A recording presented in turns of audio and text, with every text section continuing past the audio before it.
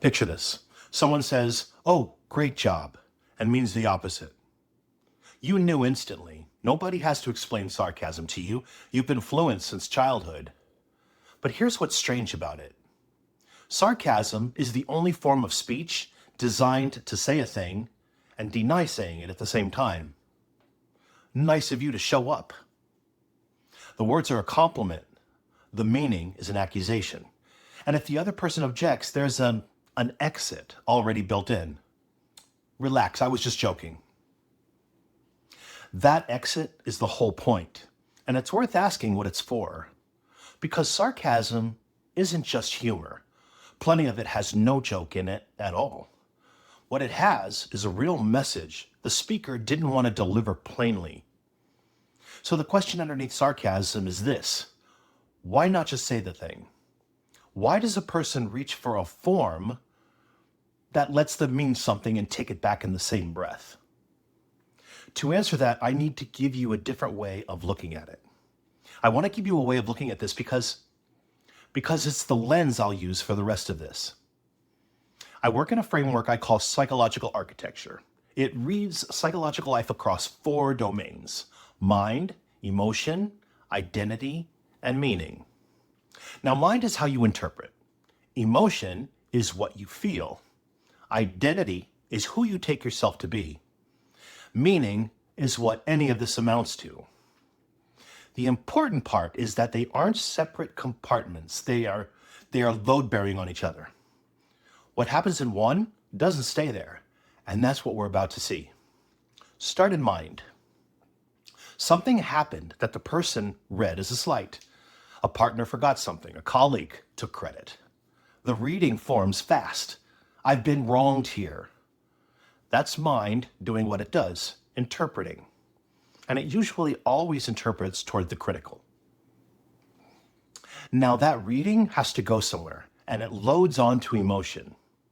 And what shows up isn't clean anger. It's a mix. Irritation, but also hurt. And hurt is the harder one because hurt means you cared. Hurt means the thing got to you. There's a vulnerability in that. Watch what happens next, because this is the move. That emotional pressure arrives at identity, at who the person takes themselves to be. And for a lot of people, the self they've built doesn't have room to say, "That hurt me."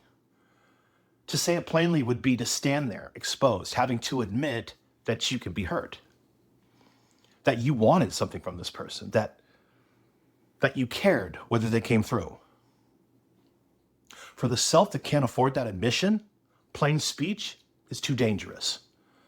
So identity needs a way to send the message without signing its name to it. And that's what sarcasm is. That's the exit built into, "Relax, I was just joking." It lets the accusation land while the self stays protected. You got to say it, but you didn't have to be the person who said it. If it's challenged, you were only kidding. The vulnerability was never on the table. Now let's look at meaning. Once this becomes the way a person handles being hurt, it starts to shape what their relationships mean to them. Closeness now runs through a filter. The people around them learn that things are being said sideways, that "I'm fine" might not be fine, that the joke had a razor blade in it. Directness starts to feel unsafe on both ends. And here's where the loop closes. That revised meaning, plain speech gets you exposed, sideways speech keeps you safe. It feeds straight back into mind. The next light gets read faster, and the reach for the sideways version gets more automatic. The architecture that was built to protect the self ends up walling it off. The thing that keeps you from being hurt also keeps you from being reached. That's the loop.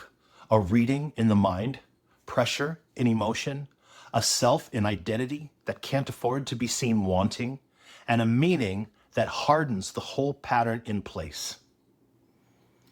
So the next time you catch yourself being sarcastic, or you're on the end of it from someone else, the useful question isn't, was that mean? It's what couldn't get said straight. Because the sarcasm is never the real message. It's the packaging, the real message needed in order to get out safely.